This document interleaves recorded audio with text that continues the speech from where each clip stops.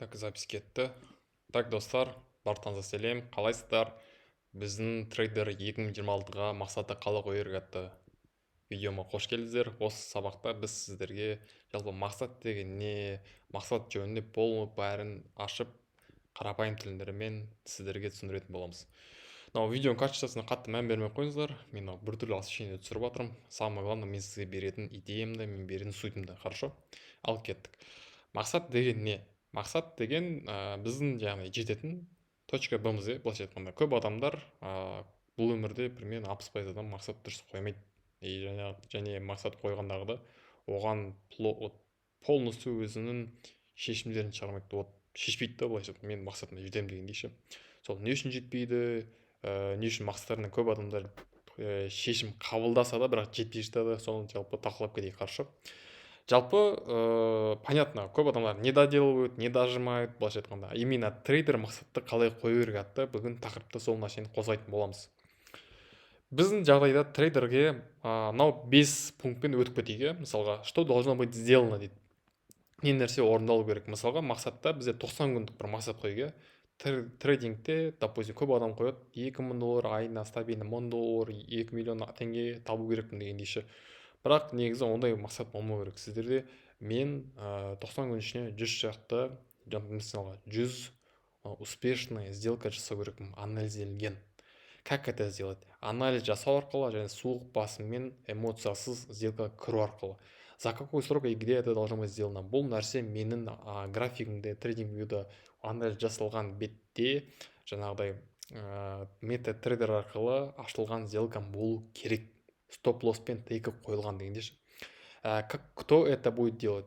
Бұны мен жасаймын. Ешкімнің, былайша айтқанда, желательно подсказкасыз, желательно ешкімнің жаңағыдай айтуынсыз, сигналсыз дегендей осындай болу керек. По какому признаку критерию я пойму, что это уже сделано? Мен бұны уже жасалған қалай білем? Мен бұны метатрейдерда немесе жаңағы өзімнің трейдинг журналында жазылған, қай несе стоп-лосс алды, қай жаңағы сделкам тейк алды, қайсысына қандай мен жауап бердім, эмоциям қандай болды, сол заттар толтыра отыра мен уже өз мақсатыма жеттім деген ниеттемін. Немесе 100 шақты плюс сделка жасаған кезде және ол бәрі плюс толған кезде мен мақсатыма жеттім деген бір осындай өлшем болу керек. Енді біз примерно өйтіп өтеміз. Бұл 5 сұрақты сіз любой пунктпен қоя аласыз. Спорт, денсаулық, отбасыңыздағы бақыт пен берекенің кіруі, соның бәріне бүйтіп ұқсастыра отыра жасасаңыз болады. Немесе бизнес ашқан кезде осы 5 сұрақпен, былайша айтқанда, бұл 5 сұрақ сізді өз мақсатыңызға жақындатады, ағымына кіргізеді. Сізде более понятный нәрсе пайда болады. Осыны дәптерге жазып алсаңыздар болады. Енді қалай мақсатты дұрыс қоямыз? Бұл маңызды сұрақ. Қараңыз, 4 зат бар. Бірінші метрики және өлшеп санай алу. Метрика деген нәрсе сіздің неңіз өлшей алыну керек мақсатыңыз. Мысалға, мен не үшін 100 дедім? Не үшін 100 дедім? Өйткені трейдингте ақша табу деген зат болмайды. Кішкене өлшей алу керексіз. 100 шақты, осыны 50 немесе бір күнде 3 сделкаға кіру керекпін. Немесе 2 тейк алу керекпін. 1 стоп-лосс деген сияқты. Стоп-лосс ол болады, это нормально, оны қабылдай алу керекпіз. Бірақ осындай плюс, осындай план болады. Күніне $200 немесе $200 жаңағы плюс табу керекпін, немесе $20-30 движение ұстау керекпін деген сияқты. Мысалға бізде алдында сондай бір өлшей алу керекпіз. Сондай болған жағдайда ғана сіз құнығып кетпейсіз, сіз лишний раз эмоционер етіп ашуланбайсыз ақша жоғалтқан кезде. Сіз чисто хладно голову өзіңіздің системаңызбен жұмыс жасайсыз.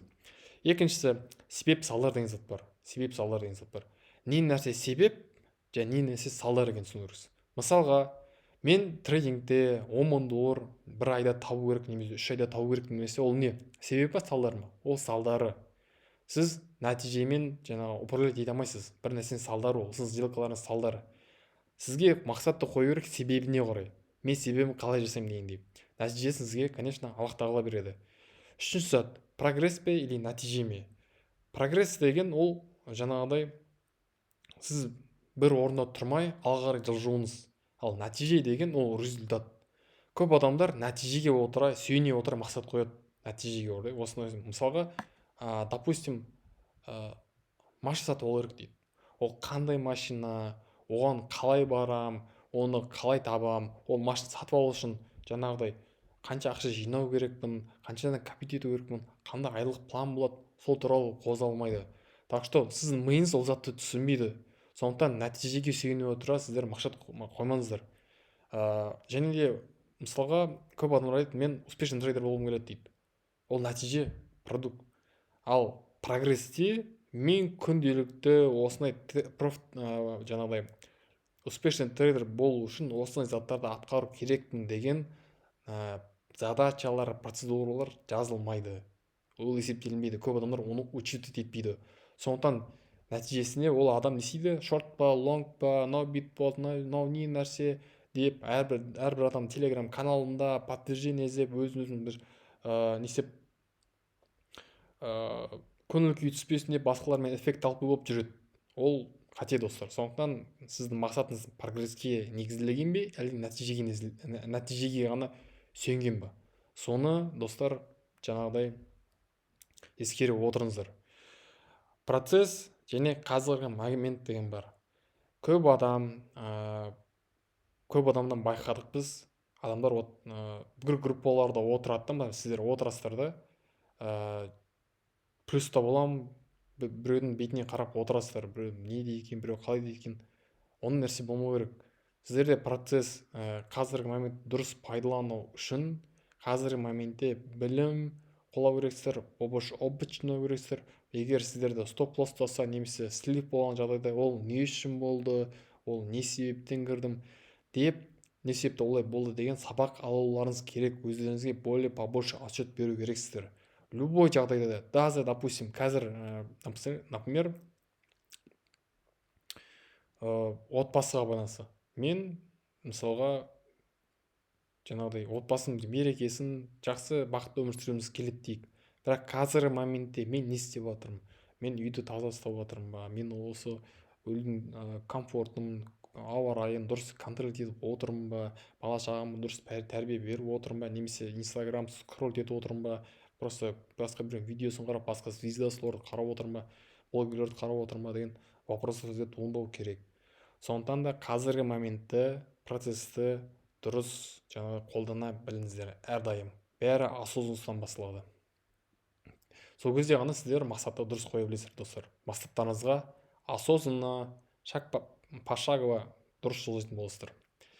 Менде бір мақсатқа байланысты бір марафон бар. Давайте соны сіздерге қазір көрсетіп кетейін. Мысалға, біріншіден сіздер мақсаттың өзін жазасыздар. Мен, допустим, бағана айттық қой, 90 күн ішінде 100 успешный сделка жасау керекпін.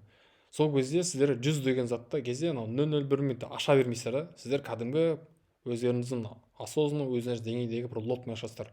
Ол 0,01 болуы мүмкін, біреулерде 0,01 болуы мүмкін, біреуде 0,2 деген лот болуы мүмкін. Соны осознанно ашасыздар. Бүйтіп бет алды аша бермейсіздер, былайша айтқанда, как лудоман сияқты, казино сияқты аша бермейсіздер. Конкретно мақсат болу керек. Мысалға, дедлайн және уақыт мерзімі. Уақыт мерзімі 1 жыл, уақыт мерзімі 1 апта, уақыт мерзімі 30 күн, уақыт мерзімі 90 күн. Желательно 90 күнге қойған дұрыс мақсаттарын. Сол кезде миыңыз более көтереді. Қысқа болмайды, не ұзақ болмайды. Кім жауапты? Ответственный кім болды? Бұған ответственный менмін. Сол кезде сіздер бұл затқа более серьезно қарай бастайсыздар. Кім менімен бірге? Менің союзниктарым жазып шығасыздар. Союзники кім бізде? Орынбек бар, группа бар, сіздің наставнигіңіз бар, кімнен курс обучение алдыңыз, кімдермен отырсыз, соны сіздер кімдермен общение жасайсыздар, солар сіздердің союзниктарыңыз болды, солар жазып шығу керексіздер. Так, 5-ші, әдеттер мен шартты заттар. Қандай дұрыс әдеттерді мен қалыптастыру керекпін? Яғни бет алды аша бермеу, былайша айтқанда осознанно сделкаға кіру, лимиткамен жұмыс істеу, шарт заттар, мысалға, шарт әдетке еще стоп-лосс қою жатады, обязательно. Көбісі стоп-лосс қоймағанда сливқа кетеді, бетіне қарап отырады, еще қазір қайтадан көтеріледі, немесе қазір қайтадан төменге түседі деген ниетпен отырады, үміттеніп. Шарт заттар, трейдинг журналын толтыру, білім алу, әрдайым іздену, өз қатеңді түсіну, не үшін график не жаққа барды, не үшін график не жаққа түсті деген сияқты заттарға жауап іздеу, сұрақ қою, осы заттар сіздердің вовлеченностьтарыңызды арттырады, мақсатқа процесске деген вовлеченностьты арттырады и побольше білімді бола бересіздер. Алтыншы зат сыйақы және награда. Например, мақсатқа жеткен кезде қандай сыйақы өзіме берем. Мысалға, егер сіз әйел кісі болсаңыздар, мен осындай спаға барам, көп ақша тапсаңыз, мен осындай шетелге отбасымен қыдырып келем. Мен мысалға осындай мақсатқа жеткен кезде машина алам, сынды өзіңізге приятный, более такой желательно материальный зат сыйлаған дұрыс. Жігіттерде шаңғы тебем, немесе рыбалкаға барам сынды осындай заттар болу керек, өзіне сыйақы болу керек. Дальше, жетінші, двойная сплошная деген заттар. Двойная сплошная деген ол, например, жол бар ғой, жолы двойная сплошная бар. Яғни сіз тіке жүресіздер, солға бұрылып кете алмайсыз. Сіз обязательно тіке жүресіздер, бір определенно жаңағы бұрылатын жерде ғана бұрыла аласыз. Двойная сплошная не сути, сіз вообще артқа қайтпайтын жол болу керек қой. Тек қана алға жүре беретін осындай зат болу керек. Мысалға, сіз біреуге бір уәде беру керексіз, немесе инстаграмға былайша сториске айту керексіздер. Мен бүгінгі күннен бастап трейдингке серьезно қараймын деген сынды. Мен осындай нәрсеге уәде берем деген сынды затқа. Мысалға, сіз ер азамат болсаңыз, өзіңізге айтасыз: жаным, мен осы күннен бастап, допустим, саған побольше жылы сөздер айтып, көңіл бөліп басам деген сынды заттар. Сенің қалауларыңды ескерем деген зат. Мысалға да, ол отбасылық затта.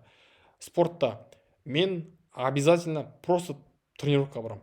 Мен де, например, аптасына понедельник, среда, пятница ма, сағат 11-де немесе азанға 9-да немесе кешкі сағат 7-8-де осы уақытта сумкамды жинаймын да көтеремін да тренировка барам. Тупо тренировка барам. Ол нәрсе бұзылмау керек. Ол шарт просто шарт. Двойная сплошная деген сізді артқа қайтуға мүмкіндік бермейтін зат. Яғни вы за собой сжигаете мосты деген зат бар. Көпірді жандырып құрып тастайсыз, болды, и даже артқа қайтпайсыз, алға жылжисыз. Так, соңғы зат, ол 8-ші единомышленники. Сіздің ойыңызды, сіздің идеяңызды, сіздің жаңағы темаңызды түсіне алатын адамдар қасыңызда болу керексіздер. Сол кезде ғана айналаңызда дұрыс инфраструктура болады. Желательно тренингпен айналысатын достарыңыз, подружкаларыңыз, немесе наставниктарыңыз, группаластарыңыз былай болу керек. Сол кезде сіз осы 8 жағдайды орындаған кезде ғана мақсатыңызға өзіңізді полностью арнайсыз ғой, 24 нәрсем. Сіздің өміріңізде бала шағаңыз бар, өзіңіз қалауларыңыз бар, жаңағы туысқан бар, жаңағы басқа да заттар бар деген сияқты. Бірақ мақсатқа жету үшін оның құнын беру керексіздер. Сіздер құнын осындай легкий форматта бере аласыздар. Мынау қиын зат емес нан бәрі. Нан бәрі сізге дұрыс жеткізетін форматтар. Хорошо. Например, мен сіздерге цель марафонын қазір былай негізі көрсетіп кете аламын. Мен дұрыстап қойып қойын, бүйтіп сіздерге көрінішін бетімді чуть-чуть төмен түсіріп қойын.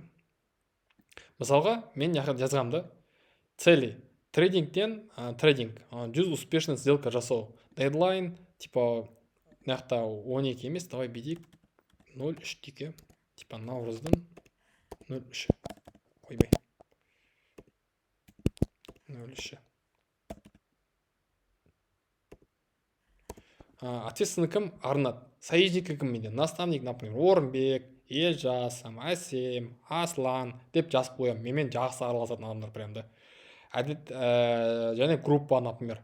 Әдеттер мен шарт заттар. Мен анализ жасау керекпін, мен трейдинг журнал жүргізу керекпін, мен SMC білім алу керекпін. Яғни SMC деген Smart Money концепциясы бойынша білім алу керекпін әрдайым, және бэктест жасау керекпін. Бұл шарт заттар. Бэктест деген до этого, например, графикті алып, артқа қарай жүргізіп, қайттан мынау мыняққа барып, өз білімімді, тәжірибемді көбейту мақсатында сөйтіп жасау керекпін. Награда, например, мен путешествие жасаймын. Таиландқа, Исландия, немесе Дубайға саяхаттаймын деген сияқты награда. Двойная сплошная. Мен үшін, например, челлендж жасаймын. Инстаграмда сториске тұрамын да, айтамын: достар, короче, мен бүгіннен бастап осындай трейдингтен 100 успешный сделка жасау керекпін. Егер жасамасам, мен кім осындай бір наказание болу керек деген зат қойып қоямын. уәде беремін дегендей. Потому что сіз кішкене қорқу керексіз. Бұл нәрсе орындамасаңыз да болады ғой жалпы. Бірақ орындамай жатсам, менімен мынандай нәрсе болады деген затпен қорқу керексіздер. Двойная сплошная не үшін жасалынады, чтобы сіздің өзіңіздің кішкене ар ұятыңызды ояту мақсатында ғой. Былайша айтқанда, сіз не просто өзіңізге айтсыз, сіз басқа адамдарға тоже айтсыз деген сынды заттар. Единомышленники. То же самое группаластар Орынбек, Елжас, Әсем, Аслан, менімен бірге трейдинг жайлы трейдингті білетін, соны айналасында жүрген адамдар менің единомышленниктарым болады. Сол арқылы мен өзімнің басымды лишний мусорларын толтырмаймын, немесе бос қалдырмаймын. Егер басым мен бос қалса, ол не істейді? Ол барады да YouTube қарайды, ол ойын ойнайды, ол барады бір өсек тыңдайды, достарымен клубқа барады, немесе болмайтын бір заттар істейді, короче, іздейді ғой, короче. Так что мен ондай нәрсеге мүмкіндік бермеймін. Мен тек қана мақсатына толыққанды вовлечен болуыма тырысамын. Так, енді қайттан мынау нәрсемізге оралайық. Так, енді соңғы бір маңызды зат қалды, достар. Соңғы бір маңызды зат. Соңғы өте маңызды зат. Так, өзім бетімді бүйтіп қойып қойын бүйтіп, сіздерге көріну үшін. Қараңыздар. Позиционирование зат бар. Бұл нәрсе, достар, бәрін шешеді. Прям. Бұл нәрсе өте маңызды. Бірінші зат ол идентичность. Өзіңізді қандай тұлғам деп санайсыз. Сіз қазір точка A'дасыз, и сіз өзіңізді қандай тұлғам деп санайсыз. Ол нәрсе өте маңызды. Мысалға, қараңыздар, әлемде чемпиондар бар, әлемде миллиардерлер бар, әлемде миллионерлер бар, да? Әлемде президенттер бар, әкімдер бар, успешный адамдар бар. Олар әкім боламау деп болмайды әкім. Олар әкім болмай тұрып, былайша айтқанда уже өзінің әкім сияқты шешім қабылдауды үйреніп түсінеді. Майк Тайсон өзі бар. Сен чемпион болу үшін чемпион болмай тұрып уже өзіңді чемпион сияқты сезіну керексің дейді. Түсіндіңіздер ғой? Сол кезде сізде чемпионский менталитет қалыптасады. Біздің жағдайда трейдерде, мысалға, мен профессиональный трейдермін, сондықтан мен мынау шартты заттар жасаймын, мен бэк-тест жасаймын, мен әрбір жасалған сделкама жаңағы отчет беремін, оны журналға жазамын, қандай эмоция болды стоп жасаған кезде, қандай эмоция болды, когда мен тег алған кезде деген сынды заттар. Мен өзім результат өзім персет етіп алдым ба, или Құдайдың берген затыма деп, Құдайдың берген наградасыма деп сұрақ қоя аласыздар. Сама идентичность деген сол, өзіңізді қандай идентика қалдырасыз, идентика қалай жатқызасыздар, сол маңызды. Мен достармен лишний раз гулять етпей, өзінің трейдингте білімме серьезно қарай отыра, осы затпен айналысамын. Мен шорт па, лонг па деп қарап отырмаймын. Мен аламда YouTube-ты бүйтіп ашамда Smart Money, YouTube деймді, Smart Money деген не, ол концепті Smart Money, полный курс по Smart Money деймді ізденем. И соның бәрін былайша айтқанда қараймын. Мен сондай адамым. Полный курс Smart Money. Мысалға, мынаның бәрін аламда зерттеймін, қараймын, мынаның бәрі открыт доступта. Мен қарап отпаймын, біреуден курс алмаймын дегендей. Жалпы идентичность деген сол, достар. Сіздер өздеріңізді қандай тұлғам деп санайсыздар. Егер сіздер жалпақтап, басқа адам қалай соны қарап отырам деген зат болса, сіздер ешқашан дамымайсыздар. Егер де сіздер өзімді, допустим, даже қыздар тұрмысқа шыққан кезде де, жігіттер тұрмысқа шыққан, үйленген кезде де, мен өзім жауапкершілігі бар ер азаматпын, және де өзімнің болашақ семьямды қамтамасыз етем деп үйленеді. Сол сияқты қызда мен бақытты қызбын, және бақытты жаңағы басқа шаңырақ құрған кезде де өзімнің күйеуімнің қасына бақытты болып, оны да бақытты болуына ықпал етем деген позиционирование болады. Оның идентичность сондай болады. Сіздерде де сондай любой мақсатыңызға сондай бір идентика қалыптастырыңыздар. Обязательно қандай тұлғамын. Мен өйткені сіздің мақсатыңыз сіздің жасап атқан тірліктеріңізбен реализовываться. Жай ғана жазып қойған емес. Сіз уже жетпей жатып, мен осындай адамды өзіңізді сезіну керексіздер. Қаншалықты өзіңізге сенесіз, мүмкіншіліктер. Сіздер қаншалықты өзіңізге сенесіз. Осы, например, трейдинг негізі очень рискованный зат. Онымен келісетін шығарсыздар. 95% адам қадалады. негізі статистика бойынша. Но сіздер по-любому жүрсіздер, по-любому бір үміттеріңіз бар, по-любому бір сенімдеріңіз бар. Қаншалықты сенесіздер? Сіз толыққанды сеніп дисциплинированно қарайсыздар, өздеріңіз серьезный намерениемен жұмыс жасайсыздар, сол құрлы сіздердің мүмкіншіліктеріңіз, вероятностьтарыңыз өте үлкен болады. Так что сіздер плюста боласыздар. Өйстіп оңай жаңағы ақша табудың ең күрделі, тез, оңай жолы дейді ғой. Сол сіздер үшін ол күрделі болмайды уже. Сіздер үшін ол уже оңай болып бастайды. Бәрі біздің настроимызда, достар. Мүмкіншіліктер әрдайым бар, достар. Кеттік. Кстати, мынандай зат бар. Көп адамдар $100 $100,000 теңгемен, 200,000 теңгемен полный ставка кіреді да сделкаға и қаралып жатады. Бірақ негізі олай жасамау керек. Рисковать етсе, басы бар адам, серьезно қараған адам 10% рисковать етеді өзінің депозитынан. Полный риск алып слив болмайды. Слив болады да, соответственно, істейді, настроение түседі, трейдинг жаман дейді, қадалым дейді, оған жоламай дейді болды. И басқа адамдар сөйтіп құртады. Трейдинг кәдімгідей профессиональный сондай платформа, где требуется серьезного подхода дейді ғой. Сондықтан ол нәрсені жасамаңыздар. Сіздің убеждениелеріңіз сізге көмектеседі ме, әлі сізді жейді ме? Егер идентичность сіздің мықты болса, сіздің убеждениелеріңіз сізге қарай көмектесетін болады жұмыс барысында. А егерде сіздердің убеждениелеріңіз жаңағыдай тезірек ақша табу, байып кету, немесе негативный убеждениелер болса, сіздерде былайша айтқанда успешный болуларыңыз өте аз. Даже бір айға жетпей сіздер жанып күйіп кетесіздер, достар. Сіздерде дұрыс убеждение болу үшін ол нәрсемен әрдайым жұмыс істеу керексіздер. Сіздер өздеріңіз сана сезімдеріңізбен, подсознаниемен, өздеріңіздің өмірге деген көзқарастарыңызбен әрдайым жұмыс істеп отыру керексіздер. Сол кезде мүмкін мақсаттарыңызға жетесіздер. Ең мықты жолы осы наставниктер, мықты трейдингпен айналысатын адамдардан сұрау. Сен қалай ойлайсың? Мынандай затпен мынандай жасау керек пе? Сен маған не совет береді, не едің деп сұрау керексіздер. Сол кезде ол адамның ой өрісін түсінесіздер. Ол адамның ой ойлау жүйесін, жұмысқа деген подходын түсінесіздер. Сол түсініп сіздер ол нәрсені өзіңізге былайша айтқанда аласыздар. Болмасын ұқсап дейді ғой, ол адамға ұқсап басайсыздар. Сол нәрсеге көңіл бөлген абзал, достар. Және достар, таңдау әрдайым бар. Всегда выбор бар. Трейдингпен айналысасыздар ма, айналыспайсыздар ма, успешно айналысасыздар ма, или просто лудоман болып полный ставка кіріп айналысасыздар ма.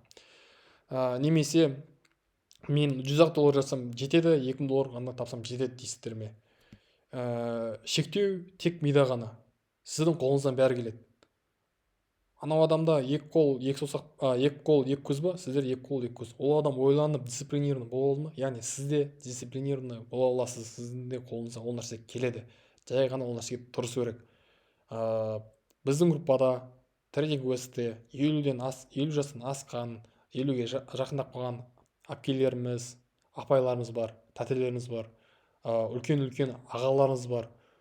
Олар трейдингпен айналысып отыр, дисциплинированно қарап, үлкен кісі, вроде бы өмірдің бәрін почти көрген адамдар, но оларға да бұл өмір қызық, ол сала қызық.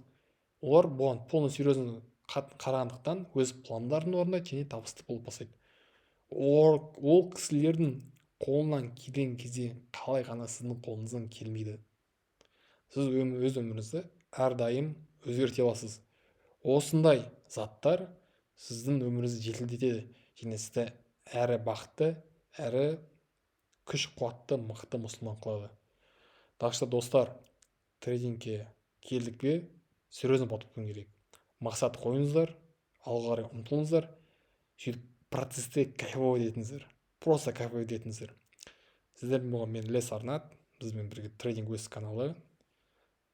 Баршаңызға рахмет, сау болыңыздар.